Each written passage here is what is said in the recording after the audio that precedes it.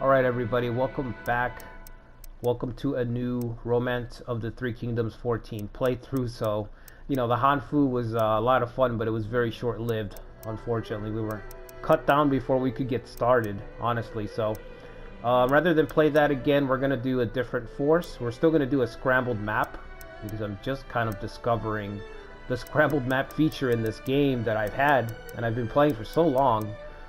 Anyway, so we're doing 196 South, and the plan is we're going to use a force, a bandit force, and we're just going to try to use the bandit ability as much as possible, which is, I guess it's a negative ability, but you can use it positively. Okay, so let me show you guys what the bandit ability is. So we're going to be playing as Yang Feng. Okay, so Yang Feng is it's an interesting officer. I'm not even sure why he has the bandit trait, to be honest with you, because he did serve the Han Empire. I guess because he served Li Ju when the capital was in turmoil after Deng Zhuo fell off. He kind of has the effect, but I think he kind of has a bad rap because this guy actually rescued the emperor from Li Ju and Guo Si, who are two of Deng Zhuo's leftovers, like after the coalition happens.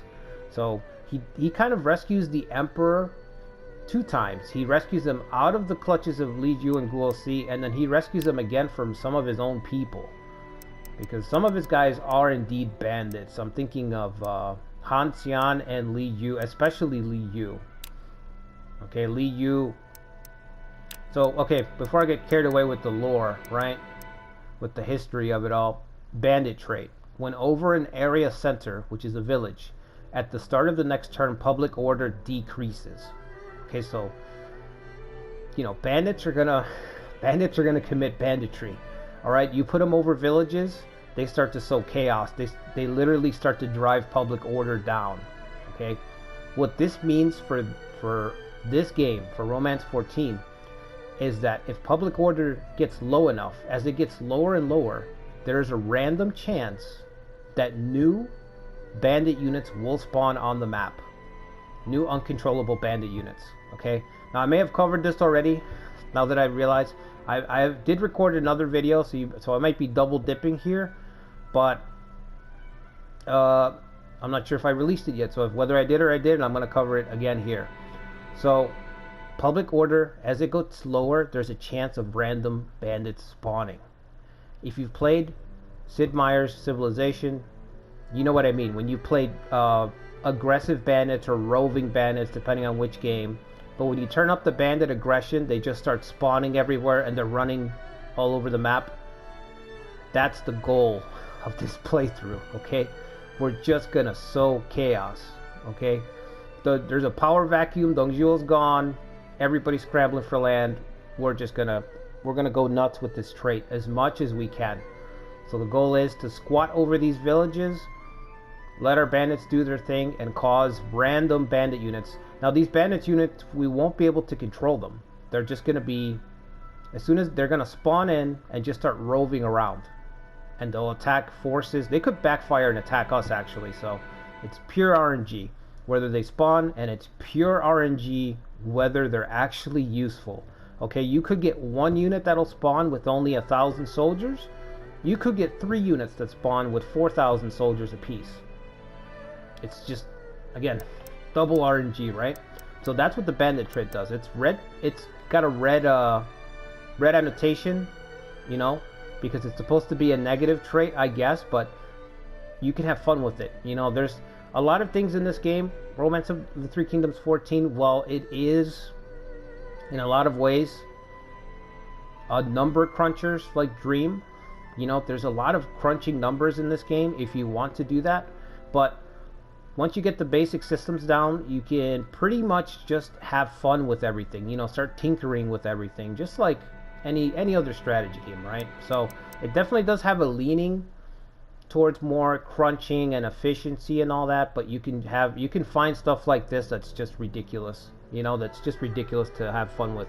So that's what we're gonna do. He's got the, like I said, so he's got the bandit trait. I think we've got 3 people that have the bandit trait. Han Xian's got the bandit trait. Look at that sword, bro. That's crazy. Look at the... Oof. Is that like a saw sword, I guess, is the best thing I'd call it. The serrated edge there on the bottom. If that's the right word, actually. I'm not sure that serrated is the right word for it, but that looks vicious, that thing that he's holding there. And Li Ju. What's kind of weird that he's alive. I guess Yang Feng hasn't sent Huang Zong to kill him.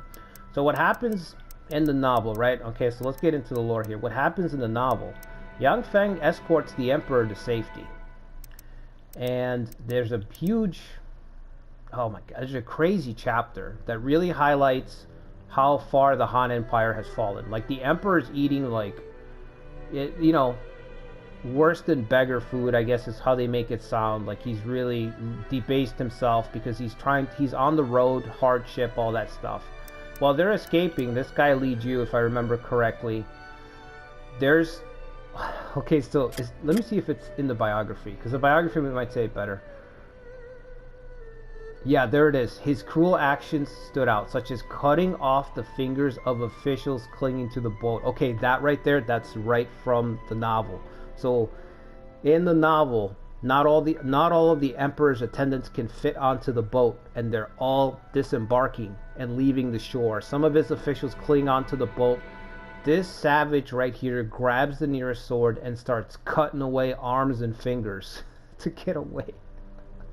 He's just like, there's no more room. He just starts chopping without hesitation. He became North General, but was quickly removed to his abuse of power. Yeah.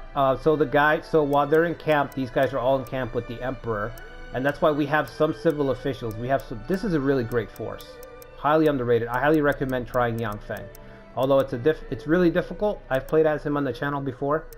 It's very difficult, but he starts abusing his power when they're encamped and stuff. He starts basically bullying the officials, and he starts making demands of the Emperor for titles, along with his band of brigands that he has. That's why he has the bandit trait. You can see this guy has a lot of bad traits. Bandit, ambitious, violent, and greedy, and plunderer.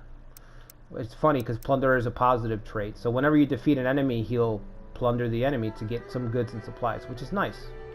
This guy's perfect. This is my type of general here, although the guy's an absolute savage. Anyway, he abuses his power. Eventually, Yang Feng realizes these guys are just bad news. You know what I mean? You look around sometimes and you're like, these are some bad dudes. I'm gonna get myself out of this group. Yang Feng breaks off with the Emperor, and Li Ju tells him, "Go ahead. I'm good right here." Then he has a change of heart. He says, "I let my cash cow go away."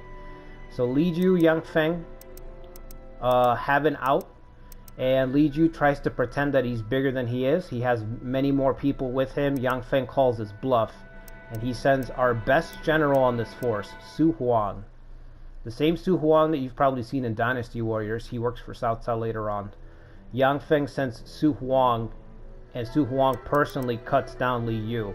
That's why I'm saying I'm surprised that he's alive, so I guess this hasn't happened yet. I'm not even sure if this is an event in the game. There may be an event if you're playing historical where you can see this.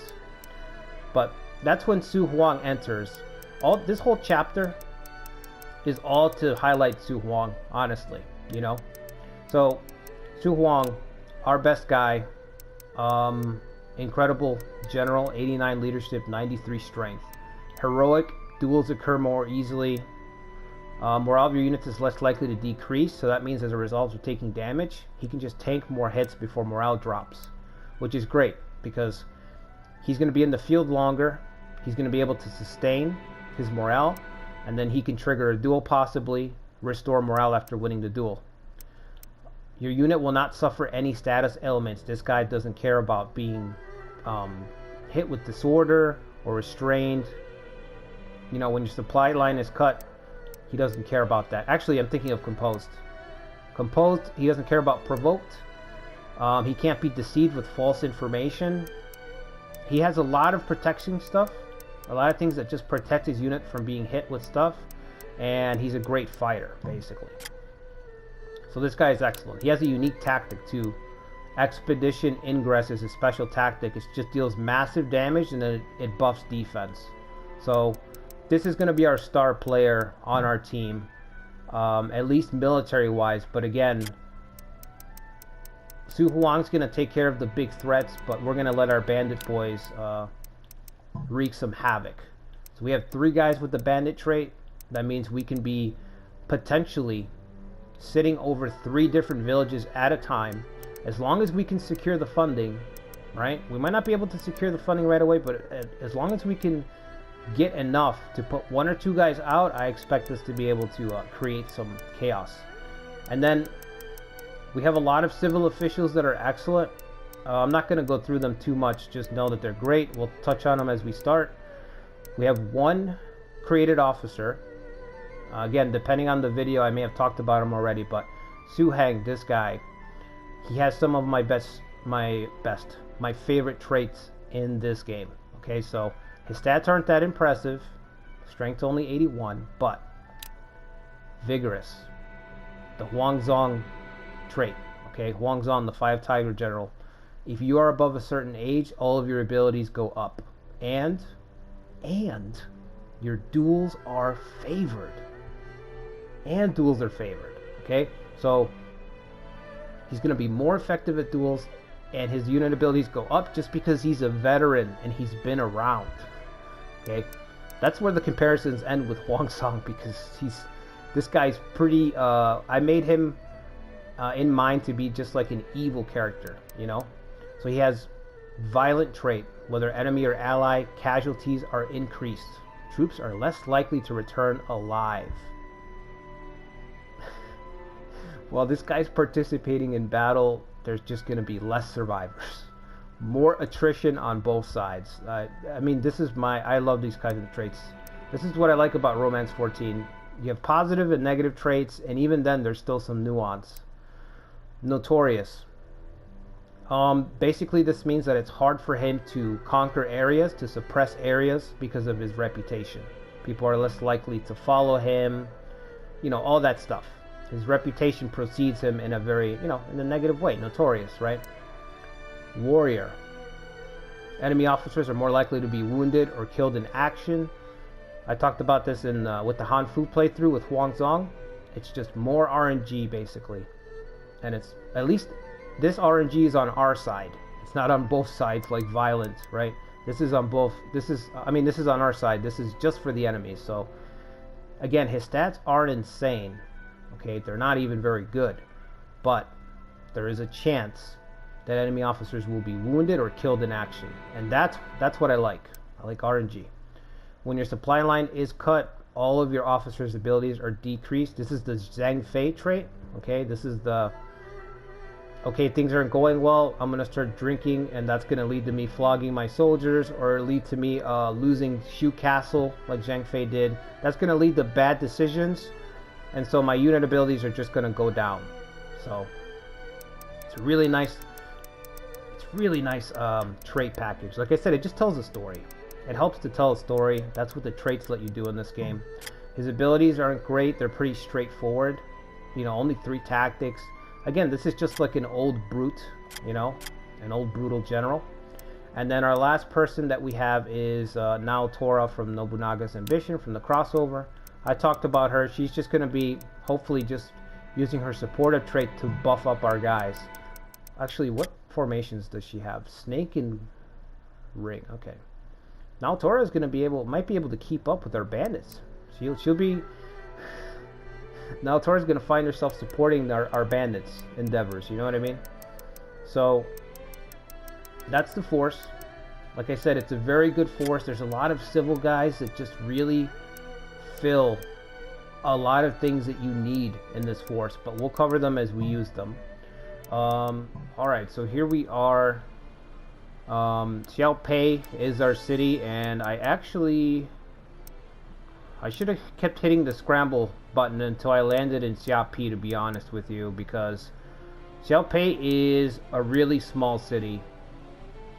We've only got 4 villages, or cores as they call them, but they're essentially villages, giving us income as well as the city itself.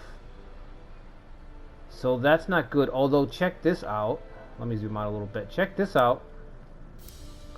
one of the silver linings right here, man. So Zhang Yang is allied with Yang Feng in this scenario. And we scrambled the map, of course, and he landed directly south of us. So we have an ally this time. So I'm not going to have to struggle too much. Not only do we have an ally, right, but I could pass through his territory and go for Lujiang. Let me show you guys the map. I don't know if I've shown the map already. So this is the scrambled map. So some points of interest. We've got Lubu in the capital. The capital that should be pretty beat up, if I'm being honest. Yeah, the scale is back to small because we know that Dong Zhuo sets fire to Luoyang when he retreats. So I think in 196 the conditions might be a little better. If we were playing in 194, it would be devastated. Like there's some romance games where Luoyang is literally a ruin, you know, but it's still pretty bad here. The scale of the city you can see is still pretty small. So Lubu's in the capital with the Emperor. Which makes me think, it gives me an idea for what we should do. I think what we should do for this Yang Feng redemption, for our redemption arc, is we should take the Emperor back. You know, we should become the guardian of the Emperor. So I think that's what I'm going to work towards as we play. Okay, anyway, that's Lubu. Lubu's in Luoyang. Got that. Most of the bigger powers, because 196 is when some of the bigger players start to emerge, most of them I feel like are in the south. Like Sun Ce is in southern Jiandong. We've got Liu Biao hugging the right side, or not southern Jiandong, this is Jiandong over here. Sun Ce is hugging the bottom part of southern Jing province, and then we've got Liu Zhang and Yuan Shao partly fighting over Jing. So this map is pretty interesting. Also, check out Cao Cao. Cao Cao's force is spread out among 3 different parts. You know what I mean? Like, it's just really bizarre how the forces are arrayed. I guess the AI, the way it scrambles, it's just like, hey, they have 3 cities, we're just going to give them 3 cities somewhat next to each other. So yeah, it's kind of interesting. He might actually have some trouble. At least I hope he does, because Cao Cao's our biggest threat. He could potentially move in. And then here for us, actually up here, the Horse Lord Ma Tang is up here, splitting territory with Yuan Shu. Again, look at Yuan Shu. 2 cities in the north, and then 1 just randomly across the strait here next to us. So it's kind of crazy how the scrambled command can work, you know? So anyway, so back to what I was saying about Zhang Yang, right? So we could actually try to cut through his territory and take Lujiang. And I might actually be able to get it before Cao Cao. So because we're allied with him, we can travel through his territory, no problem. I have to assume that Cao Cao's got no navy, right? I mean, Battle of Chibi, he had no fleet, right? We know how it went down, so he shouldn't have boats unlocked, like fast boats in this game. Like if you have basic boats in this game, you are gonna struggle big time. You need to get somebody who can give you boat tech if you want to cross the ocean. Which in the deluxe expansion they added these raging river tiles, which are impassable. It's basically literally that the current is too strong for regular boats to pass through, so you have to go around the parts that are raging. So I think we might have a shot at Lujiang. So before I do anything else, even if we lose the city, remember that there could be some hidden officers, some fellow hidden bandits. So we're going to send somebody over there. Oh no, don't tell me Su Huang's the only guy with owl formation. Okay, we're starting it off with a risk. We're going to send our best general away from us. Sounds like a plan. All right. Now, are we actually going to try to colonize this space for real or not? I don't think so. I'm just going to send 3K. I don't even know that we're going to make it, but we're going to try to fly down here in the fastest formation, owl formation. The only person who could get there before us is our ally, which, you know, if he gets there, he gets there, but there really is nobody else. Look at even Jiangxi is empty. If we don't get Lujiang, we'll just keep marching and go take Jiangxi. Seriously, I might as well. We're gonna send Su Huang's expedition. Su Huang's expedition starts now, I guess. Okay, so we're gonna do that. Let's check our loyalties. We have our created officer and also now Tora. Yeah, now Tora's not happy about working with a bunch of bandits. Alright. We just gotta convince her that it's good work. Don't worry, we're gonna save the Empire. Might take some time, but we will save it. Let's throw a banquet. Yeah, let's do that. Improve the loyalty a bit. Nice little dance, you know what I mean? Okay, what else can we do? Search? You know what, let's check the board first. I usually search first, but let me get the villages set up. Let's get our governors over our spots. So just like Nobunaga's ambition, if you guys are watching from that, basically when you assign people over these spots, it's kind of the same thing as assigning an overseer over a county. It's almost exactly the same. So we're going to assign a person here, and all they're going to do is just passively increase the stats. So I'm going to try to find the best person for the job. Zongyao has lawful, and I think one of these counties has really bad order already. Is it this one? Yeah, this county's got 40 order, which is really bad. Like, I don't want bandits appearing in my counties. I want them appearing in enemies' counties. You know what I mean?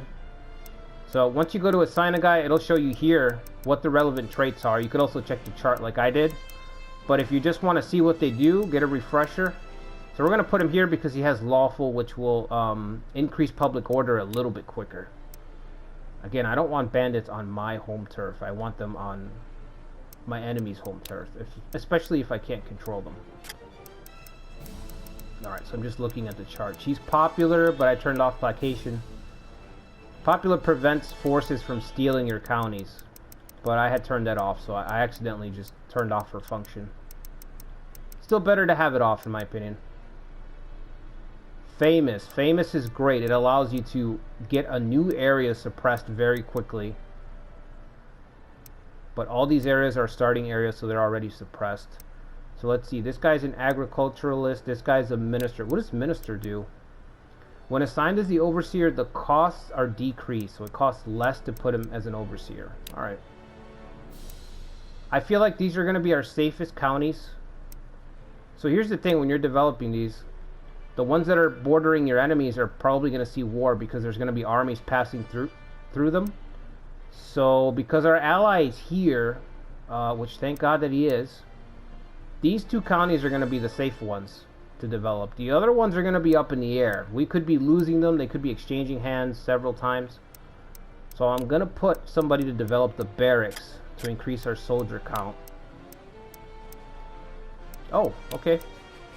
Su Heng is the man for the job, huh? Alright, so he's going to focus on barracks to increase the troop count there. The yield of soldiers. And then these two are on the border. We're just going to put... I think everything else is just going to be commerce. I want to use the agriculture guy. I really do. But I don't know. I don't think it's going to matter.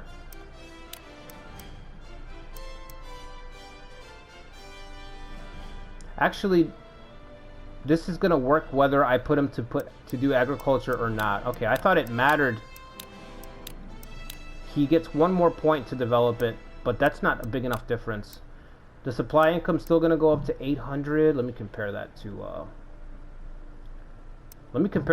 I don't know, somebody else. I just want to see this difference. So let's put I don't know, this guy. 600. Okay. That is quite different. We're still going to do commerce because commerce is king in this game. You don't need you honestly don't need to focus agriculture almost never. I've never had to do it. I don't know anybody who has actually, so if somebody's ever had to focus agriculture, I guess let me know. Let me know in the comments if you've had to focus it. You know, I feel like unless literally your other two territories are... Unless the village is capped everywhere else, there's just no reason. Alright, Li Yu can train the soldiers. Turn our soldiers into proper savages, I guess. He's gonna say, forget training, let's talk about finger collecting. What you want to do is you want to hack. Not at the neck. Don't thrust into the chest with your spear. Don't thrust the enemy with the spear. It's all about the fingers. A guy with no fingers can't hold a sword. Okay. Okay, so we got our villages set up. Let's see. What else can we do before we search? You know what? Let's just search. Screw it. We have some people here, and I'm really eager to find them. Don't we have a recruiter on staff? What about somebody with insightful? No? Damn. Okay. Alright.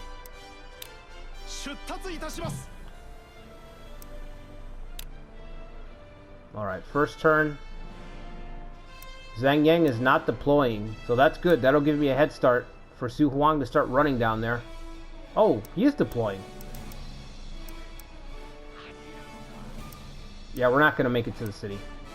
Now, one thing that's really cool when you're allied, not with enemies. So, when you're allied, you can see exactly what your allies' moves are.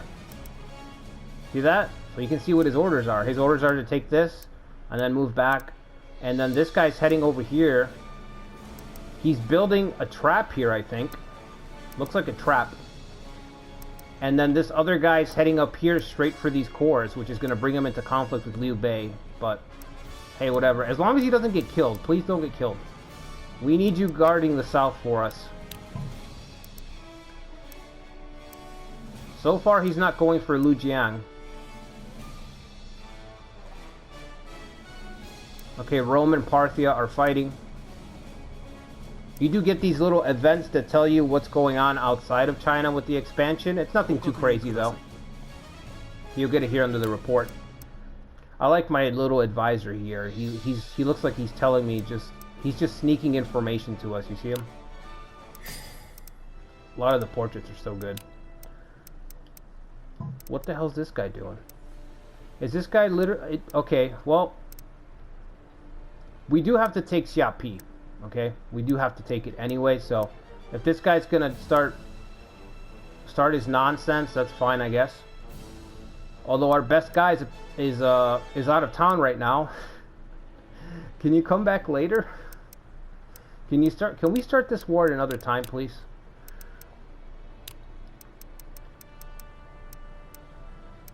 He can still drill for us, can he? Is he still our best drill master even though he's deployed? No. Okay, I was gonna say that would be embarrassing.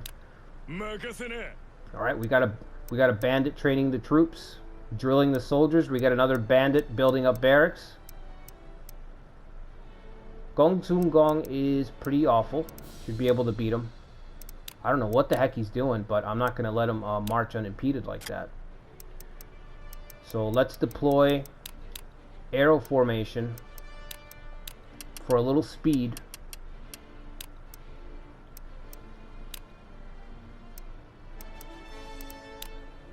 And I'm going to give him the order to attack him. He must be building something, right? I saw a glint of talent around Xiao Pei. Well, we searched. We didn't find anybody, but we'll keep looking. Okay, so like I said, Gongsun Du, our neighbor, that's going to be our first target. We need to send somebody to capture that free village. Should we deploy a bandit? Well, he's already training, that's the thing. He's training, he's working barracks. Oh, Liu only knows snake formation. That's not good. These areas over here, just a bunch of marshes down here, a bunch of swamps. There's some forest here. Okay, I think we have a spot for him to go take. We could have him stand here and try to spawn some bandits here. Alright, let's send him on the mission. Problem is he's reckless, is he not? Cancel the orders. Are you reckless? No. Okay. So you will follow orders. I'll give you 2,000. You know what to do. Not finger collecting. Actually, he probably is going to do that. How else is he going to sow chaos? Okay, getting out towards loyalty up. We still need to send somebody down here. We need to take this village. There's a lot to do in the first couple turns in this game, and you know what? It's even more.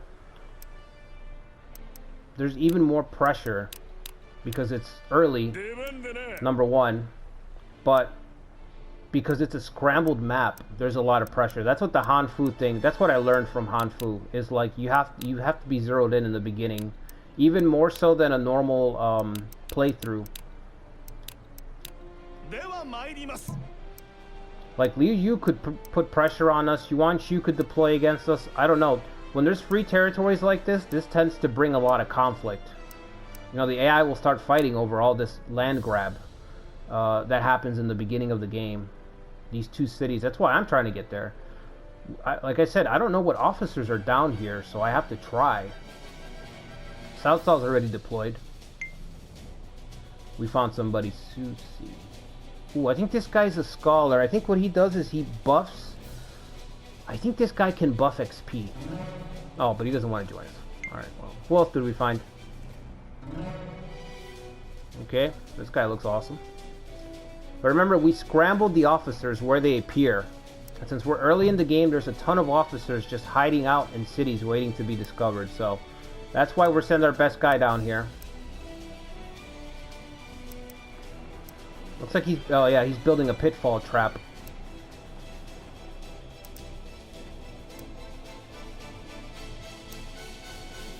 South South's already making a move. Great.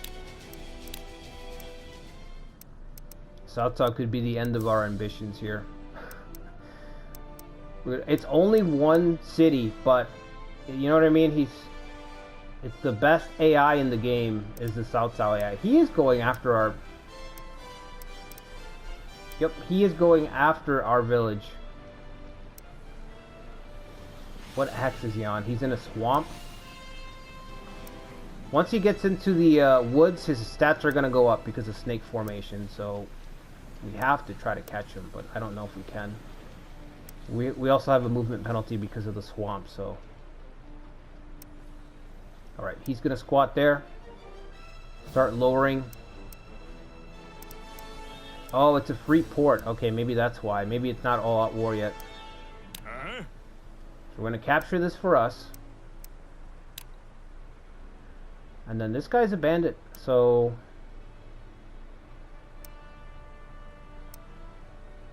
I'm going to have him over here. Let's see if we don't lose both our bandit guys. It's, you know, it's high risk. So we're still going to head for Lujiang. Alright, let's see... Now let's set up our council board. Like this is basically where you get to set up your policies and stuff. It's nowhere near as fleshed out as Nobunaga's Ambition, Spear, or Ascension, or Awakening, but at least it's kind of something, you know what I mean? So we're basically going to strengthen fish formation. Since we're already getting level 3 here, and that'll stack with 2. That'll buff up our fish formation efficiency a little bit. And then let's develop transport, definitely. Speeding up your transports is so important. This is a hard choice. Increase speed of development or in... Okay, we're going to have it on development right now. We're going to increase development speed of our city. And then this is a no-brainer. Imperial Academy is my favorite policy for personnel. For the personnel branch. Increasing XP by retainers, I mean, that's my favorite thing to do in these types of games. You've heard me in Nobunaga's Ambition probably mention the Call of the Scholar Monk and all that. I always like to focus on developing my officers. I like to see my officers have some growth, so... Ah, man, I'm a little nervous. We're not looking too strong. The AI tends to prey, of course, on whoever looks the weakest, so. Oh, yeah. Shit. Huh? I'm gonna... It's a tough call. Okay, we'll keep it. We'll just keep it as it is. Let's try to recruit those people that we found in our city before they leave.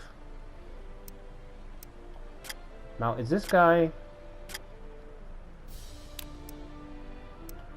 famous and scholar?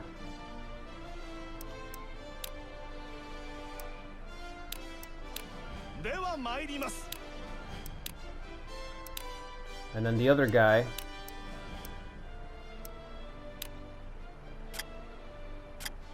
this is his only trait. Alright, we'll take him. And let's keep searching, and that'll be our turn.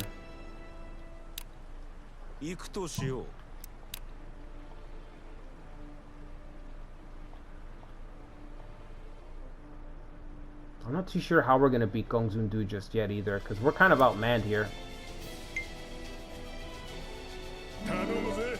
We got him. Alright, can we get the scholar? Nope. We got, figures we got the rough looking guy, and we could not get the scholar in our force. He's heading back. Alright, I'm going to keep marching. I'm going to take the city. Even if I lose it to South South, I just want to be able to search, hopefully find somebody. You never know who you're going to find. Alright, the battle is on, and we are winning. Arrow formation has very high assault. So the idea is to be able to just burst him down very quickly. Our tactics meter is charged too, so maybe we'll hit him with something.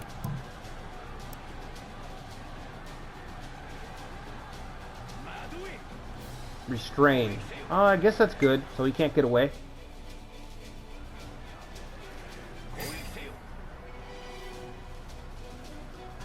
Alright, he's got reinforcements on the way, so we may...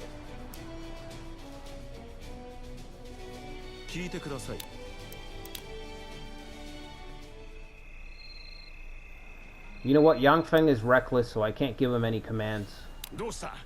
Once he spots a unit, he's going to be fighting, and then he's going to charge at Gongsun Kang afterwards. I don't think we're going to get through Gongsun Kang's unit because he's in ring formation, which is uber defense. But that's fine while they're doing that. We're going to be playing Bandit over here. The pitfall actually worked, Zheng. He got stuck. That's funny. That's all that worked, though. Looks like he abandoned his plan. Alright, we took Lujiang. Awesome. Now what I'm going to do is... Let's see. We need to call... I guess we'll call some people over there.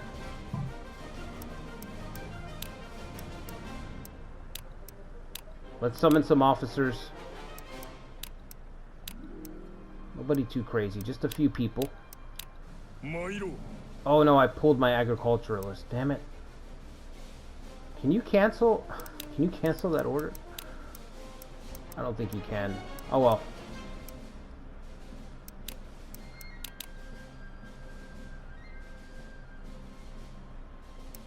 Yeah, I pulled my agriculturalist out of there on accident. That's fine. We'll put somebody else in the meantime. Actually, I think I pulled him too. I think he stayed. Okay. Let's keep trying to get this guy. Oh, we have another free officer. Su Kui is passing through. This guy... Oh, he's not a bandit. Let's go for the scholar.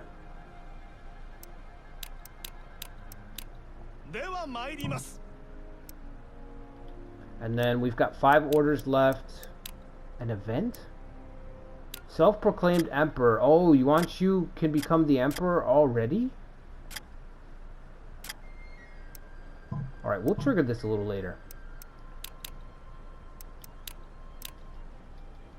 Still getting our bearings here. Oh, there's Lubu's daughter, Lu Lingqi, I think is her name. Yeah. Lubu's fighting in all directions. That's what Lubu's AI does. Fights the whole world. Okay.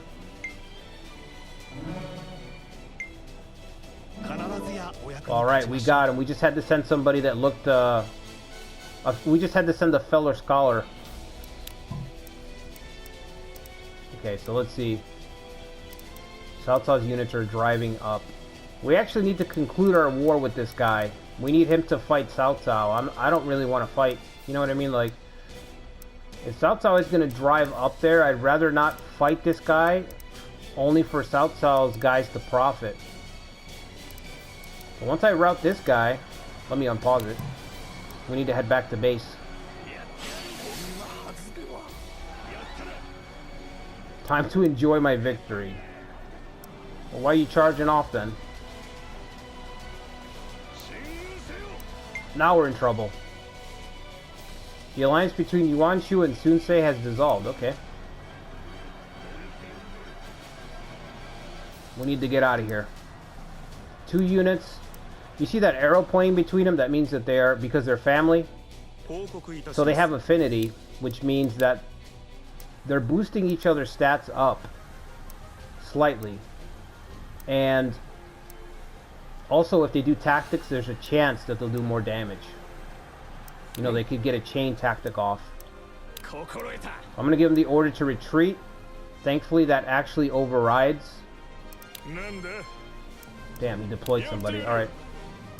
Bandit unit, get out of there. Get out of there, bandits.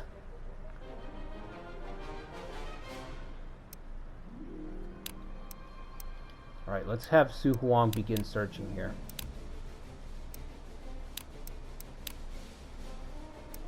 We can actually send... Can we spare a few people on a long trip down there? I'm going to do that. You know what? Not Yang Biao. Song Yao is recommended, alright. Now our guy who's famous, we're going to put him in charge of this village. Because you see the only hexes that we control, the only areas that we control around this little village is just his line, literally his line. So I'm going to appoint somebody. Let me see. Let's appoint our famous guy. This trait is so good. It basically extends how quickly you subdue an area. Where is Yang Biao? Here he is.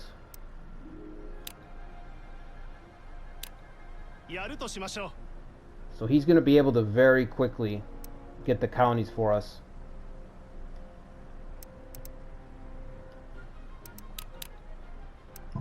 Okay, so we got the scholar guy. Let me see what he can do.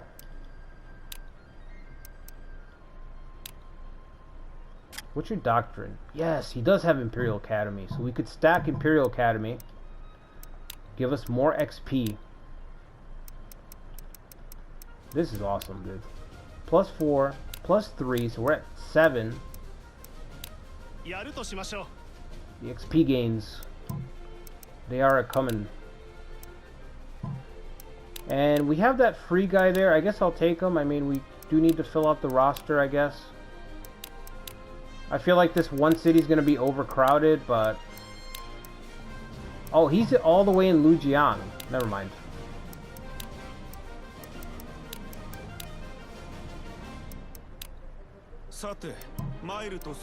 Alright. That's our turn.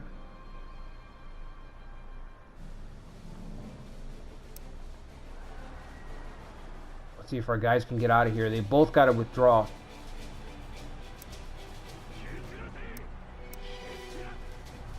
Oh, he hit him with Inflame. 500 damage, but the AI can see your order, so they see that we hit the withdraw button, so they're also gonna withdraw. They got bigger problems anyway. Cao Cao's men are creeping up on Xiao Pi. That's what I'm saying. I'm not gonna fight. I'm not gonna wear down this guy's forces only for Cao Cao to come in and profit off of it. This is really the jewel of this of Eastern of the Eastern Central Plains. It's a huge city. Choshun's pretty huge too, actually. Maybe bigger? I don't know. Those two are the biggest ones, though. Okay.